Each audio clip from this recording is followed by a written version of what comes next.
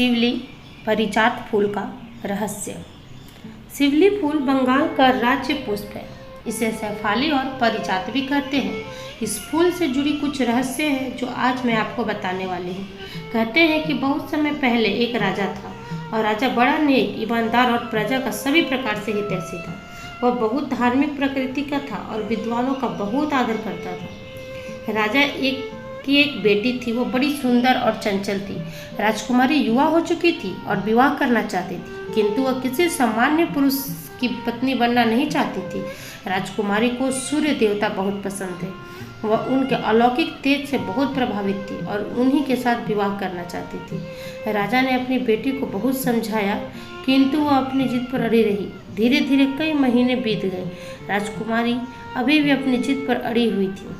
उसने अपने माता पिता से साफ साफ कह दिया था कि वह विवाह करेगी तो केवल सूर्य देवता से करेगी, अन्य किसी व्यक्ति अथवा देवता से वह विवाह नहीं करेगी। राजकुमारी ने यह भी स्पष्ट कर दिया कि सूर्य देवता से उसका विवाह नहीं हुआ तो वह किसी दिन वह आत्महत्या कर लेगी। एक दिन राजकुमारी ने अपनी एक सहेली और कुछ सैनिकों को साथ लिया और ऋषि के आश्रम की ओर चल पड़ी। प्रातःकाल का समय था। राजकुमारी को ऋषि के आश्रम तक पहुंचते पहुंचते दोपहर हो गई। वह जिस समय आश्रम में पहुंची, ऋषि भोजन कर रहे थे। ऋषि ने राजकुमारी, उसकी सहेलियों और साथ आए सैनिकों को भी भोजन कराया। फिर राजकुमारी से आश्रम में आने का कारण पूछा। उसने ऋषि से कहा कि वह सूर्य देवता का आह्वान करने वाला मंत्र उसे सिखाए, जिससे वह सूर्य देवता को अपने पास बुला सके और उनसे विवाह कर सके। ऋषि ने राजकुमारी को मंत्र बता दिया। फिर राजकुमारी ने रात्रि को सूर्य देव का आह्वान किया। सूर्य ने राजकुमारी की स्थिति देखी तो वह सब कुछ समझ गए। अब राजकुमारी अनित्य सुंदरी थी। सूर्य देवता भी उसके रूप पर मोहित हो गए।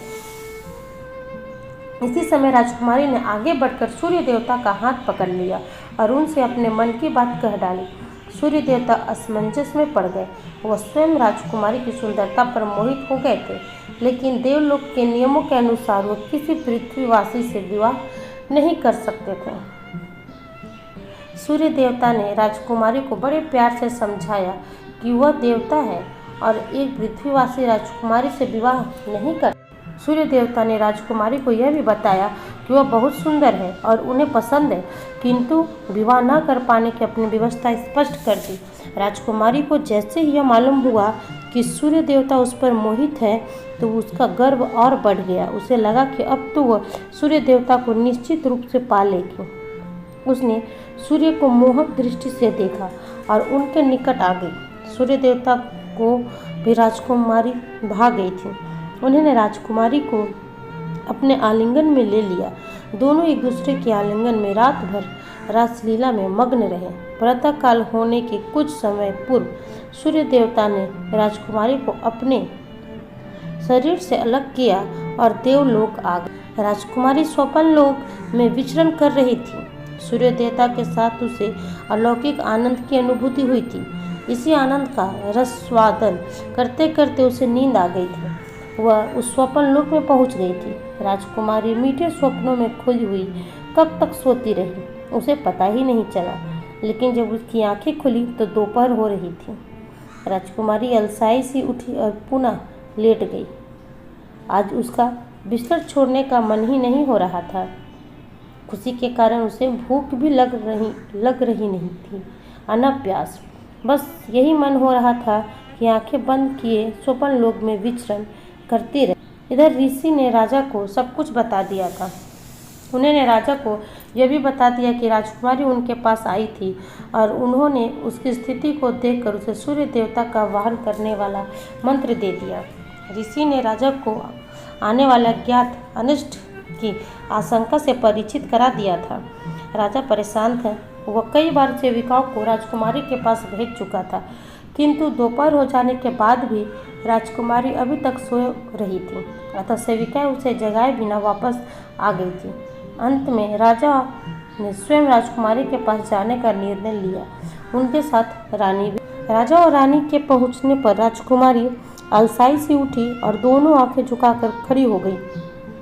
उसने बड़ी धीमी आवाज में सकुचाते हुए उन्हें बताया कि उसके वाहन पर सूर्य देवता आए, वह उसके रूप पर मोहित है और शीघ्र ही उसका विवाह कर लेंगे।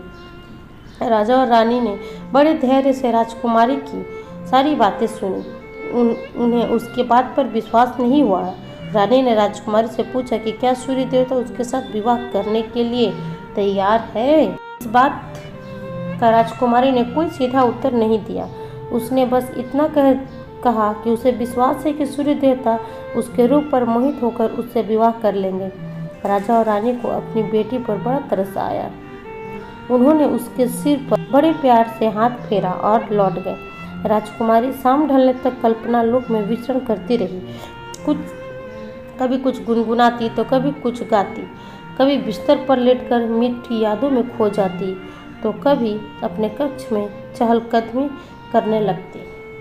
वास्तव में राजकुमारी को अर्धरात्रि की प्रतीक्षा। धीरे धीरे शाम ढल गई और रात का अंधेरा बढ़ने लगा। राजकुमारी ने देर तक स्नान किया और फिर पहले के समान स्वच्छ धोल वस्त्र पहनकर 16 श्रृंगार करके अर्धरात्रि की प्रतीक्षा करने लगी। कल के समान आज भी उसे एक एक पल काटना कठिन हो रहा था, किंतु आज का प्रतीक्षा बड़ी सुखद था। अर्धरात्रि में कुछ ही पल शेष रह गए।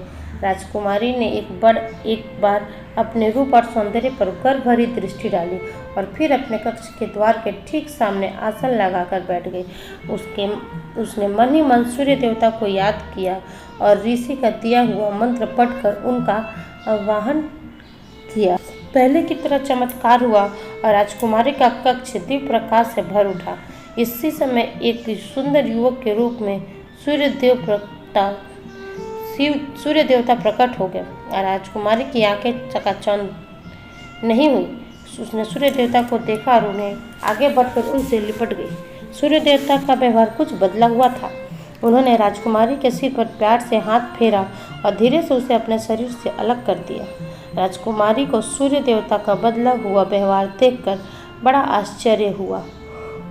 उसने आगे बढ़कर पुनः सूर्य देवता के आलिंगन का प्रयास किया, किंतु सूर्य देवता उसे रोक दिया। राजकुमारी की आंखों में आंसू आ गए। सूर्य देवता ने राजकुमारी के आंसू पर कोई ध्यान नहीं दिया और उसे यह समझाने लगे कि उसका उनके साथ विवाह असंभव है, अतः वो फिर भी उन्हें कभी ना बुलाए। राजकुमारी ने सूर्य देवता के पैर पकड़ लिए और उनसे प्रेम की भीख मांगने लगी, किंतु सूर्य देवता पर उसका कोई प्रभाव नहीं पड़ा। अंत में राजकुमारी ने सूर्य देवता से यहाँ तक कह दिया कि यदि वह उससे पति रूप में नहीं मिले तो अपने प्राण त्याग देगी। सूर्य देवता ने इस पर भी कोई ध्यान नहीं दिया और रोती बिलखती राजकुमारी को छोड़कर देवलोक लौट गए। राजकुमारी का मन दुख, क्षोभ और अपमान से भर उठा। उसे अपने रूप और सौंदर्य पर बड़ा गर्व था।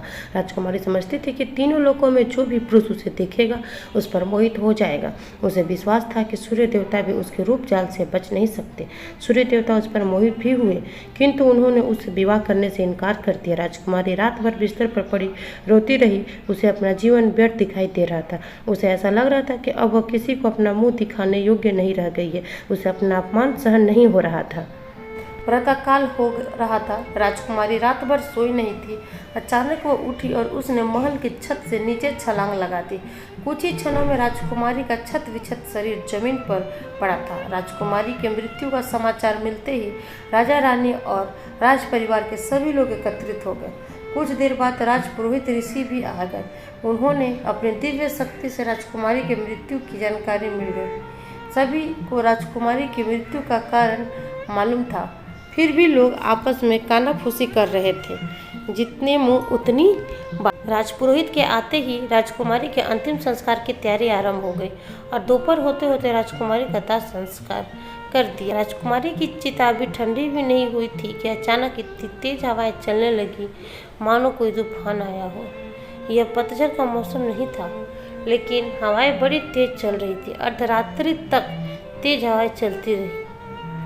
अगले दिन प्रातःकाल लोगों ने देखा कि जिस स्थान पर राजकुमारी का दाह संस्कार किया गया था वहां अस्थियां भस्म का अंश मात्र भी शेष नहीं बचा था। तेज हवाओं ने राजकुमारी की अस्थियों की भस्म को दूर दूर तक पहुंचा दिया।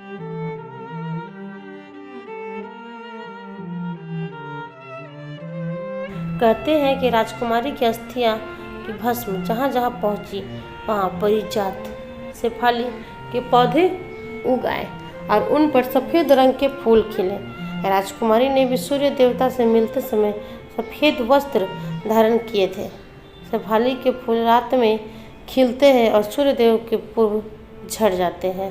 कहते हैं कि हर रात राजकुमारी शेफाली फूल के रूप में खिलती है और महकती है और प्रातःकाल डाल से टूटकर जमीन पर आ गिरती है, जिससे सूर्यदेव उसे ना देख सके।